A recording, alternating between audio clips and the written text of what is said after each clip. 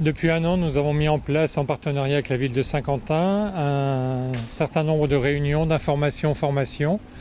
Les thèmes qui ont été abordés concernent l'infarctus du myocarde, l'accident vasculaire cérébral, l'artérite, l'apnée du sommeil, le cancer.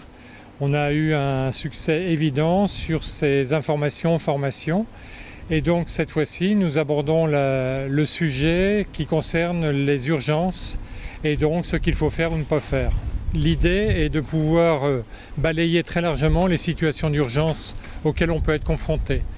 La première, c'est bien évidemment l'arrêt cardiaque. Qu'est-ce que l'on peut faire en présence d'un arrêt cardiaque? Il s'avère qu'en France, il y a environ 40 000 arrêts cardiaques avec des résultats qui sont très médiocres puisqu'on a moins de 10% de survie, soit environ 5 000 personnes que l'on réussit à refaire partir au niveau du cœur. C'est très très insuffisant par rapport à nos voisins européens qui ont des résultats entre 20 et 30%, ce qui nous fait dire qu'on pourrait sauver entre guillemets 3 fois plus de patients victimes d'un arrêt cardiaque.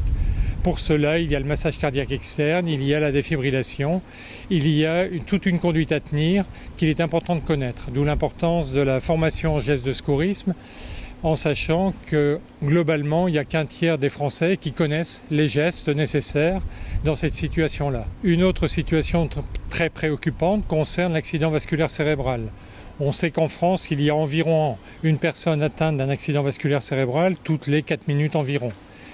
Il y a donc quelque chose à faire lorsqu'effectivement une paralysie s'installe et qu'un déficit au niveau de la parole, au niveau visuel, en sachant que sur notre secteur d'intervention de territoire de Saint-Quentin, qui va jusqu'à Laon, qui va jusqu'à Hirson, Chauny, Péronne, nous recrutons environ 550 accidents vasculaires cérébraux par an.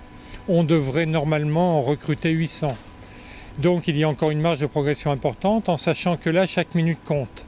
Il y a quelques années, on ne pouvait strictement rien faire. Maintenant, il y a des drogues extrêmement puissantes qui nous permettent de désobstruer les artères, voire des techniques radio-interventionnelles.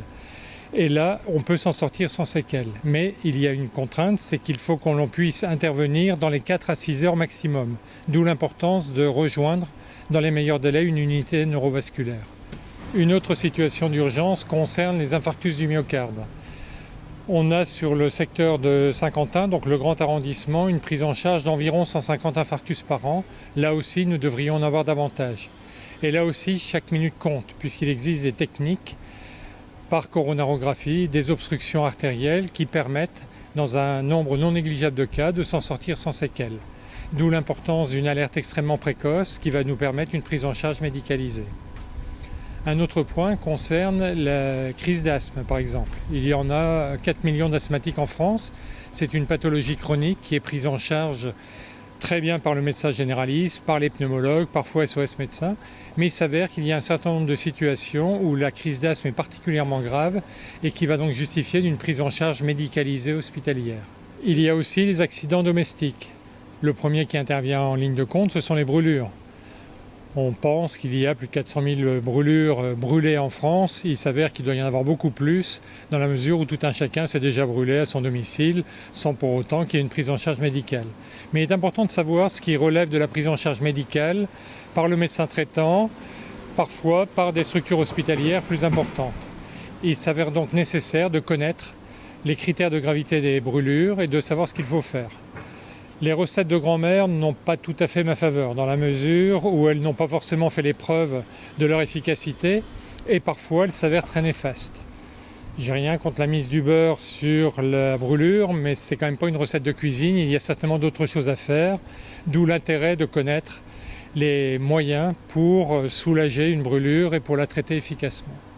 Dans les accidents domestiques également, le corps étranger, dans les voies aériennes supérieures. Donc de savoir aussi ce qu'il faut faire, si la personne respire, ne pas lui nuire. Par contre, s'il n'y a plus de respiration, là effectivement il faut agir et connaître les gestes nécessaires pour l'extraction de ce corps étranger. Donc nous sommes dans les accidents domestiques, il y a également les accidents de voie publique. Là aussi, savoir que faire pour les accidentés, pour prévenir les secours, pour favoriser l'arrivée des secours. Donc là aussi, un apprentissage à faire dans la mesure où effectivement en France, on a encore une marge de progression qui est très importante.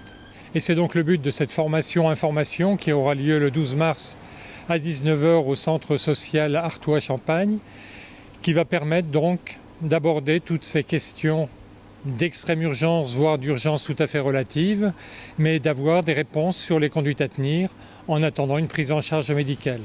Donc vous êtes tous invités dans la mesure où ça permettra aussi des échanges que j'espère le plus fructueux possible, dans la simplicité, mais qui pourraient permettre quelque part d'améliorer la prise en charge de nos concitoyens et parfois de sauver des personnes.